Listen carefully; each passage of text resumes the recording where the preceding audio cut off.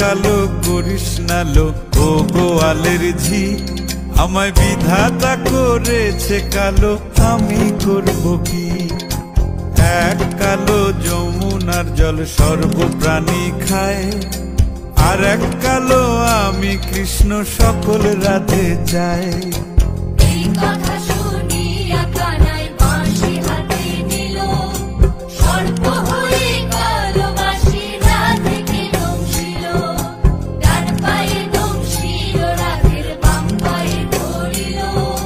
মরলাম মরলাম বলে রাধে জমিনে পড়িল।